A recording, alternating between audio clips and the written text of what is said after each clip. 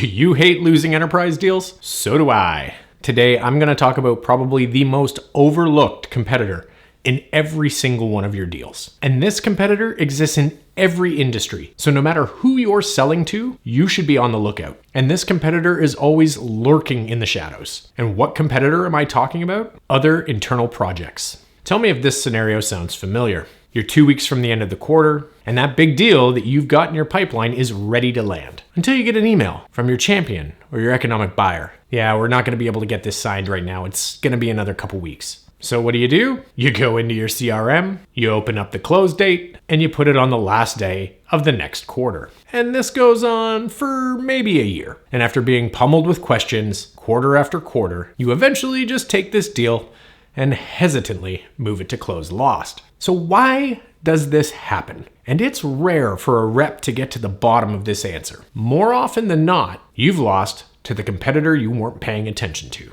Now, a lot of reps focus on outshining the external competition, and they spend a significant portion of time learning how to position themselves to be successful against those competitors. But often the biggest rival you've got to worry about is some other department's critical project. So let's talk a little bit about how we can align ourselves for success against internal competitors. So I want to talk about three things. One, why do reps continually forget about addressing the internal competition? Two, the steps you should be taking as a rep to ensure you have a competitive strategy. And three, what we can be doing as sales leaders to identify the red flags in our pipeline. So the scenario I mentioned earlier shouldn't be a surprise to anyone. And we've all been caught doing it before. And more often than not, the reason this happens is a deal gets momentum and due diligence flies straight out the window. As a rep, when we have momentum, we go with it. And it's real easy to be interacting with your customer and feel like you're a perfect fit, the budget's there, and you're just waiting on a signature. And this scenario is why frameworks like MEDDIC exist. They're there so a rep or a sales leader can identify a gap in this due diligence. So if all the MEDDIC information is there and everything lines up, how does it keep happening? The thing many reps forget is a lot of the business dynamics that are going on in the background. Imagine you're selling a solution to the marketing department, and their budget for this quarter is $100,000. Now imagine the 9 other departments who are also in the same scenario. And let's assume, for the sake of simplicity,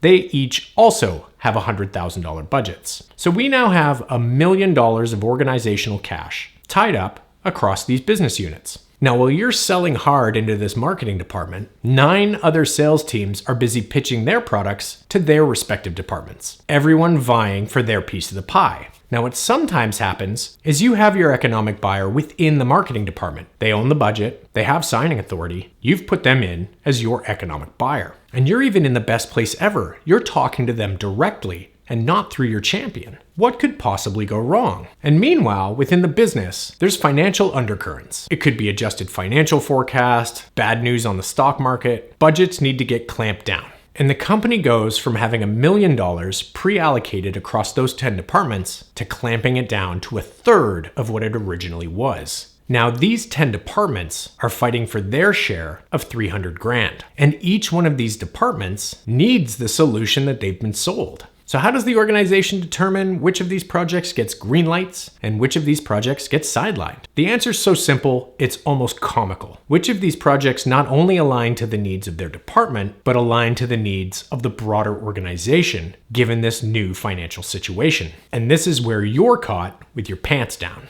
You've been busy for the last 3 months building a value proposition for a specific economic buyer. And if you haven't considered the impact to the broader organization when money's tight and your solution only solves a niche problem, have fun moving that deal to the next quarter and the next quarter and the next quarter. And this is where a framework like MEDDIC doesn't actually give you the tools to fix the problem. On the surface, removing internal competition, everything in MEDDIC was correct. And the minute the internal competitors find their way to the playing field, you need to rethink who your economic buyer is. And then all of a sudden, your whole conversation has to get elevated. If your value prop is written very narrowly for the department you're trying to sell to, you're in for an uphill battle trying to convince everyone at the customer that your product, in fact, has a much broader implication and purpose, and it's actually here to drive value for the broader business.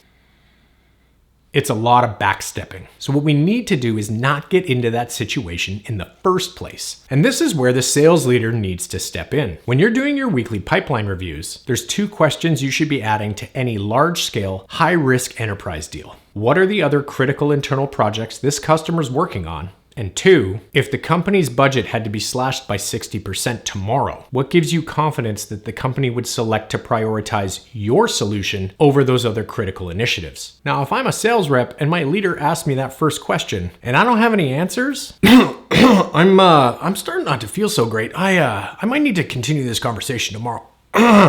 You mind if we pick it up later? And then I'd be picking up a phone and getting an answer to that question stat. Sales reps who are really in tune with their clients will have a comprehensive understanding of all the moving puzzle pieces in the business. They'll know the players, the vendors, and all of the pain the customer's trying to solve for. That awareness and visibility means you're prepared. Now, when the rep goes to answer that second question, this is where the truth comes out. That second question is how you determine if the rep has built their value proposition around the org metrics or if they're just playing within the department. If they don't have answers to either of those 2 questions, that is raising red flags galore. And I can promise you, the close date on that deal is probably based on hope. And hope is not a strategy. So sales reps, do yourself a favor and ask yourself those questions before your boss does. Have those answers ready to go. And leaders, don't be afraid to dig in. Create hypothetical situations to get your rep thinking bigger picture. As a sales leader, one great place to look to see if your rep's considering the bigger picture is have them take you through the proposal. Is the value prop focused high enough within the organization? Remember, there's a good chance that department might have to pitch your solution to another internal department. Does the message resonate and does the value prop align with that team as well? If not, that's a hard sell and you're not there to sell it.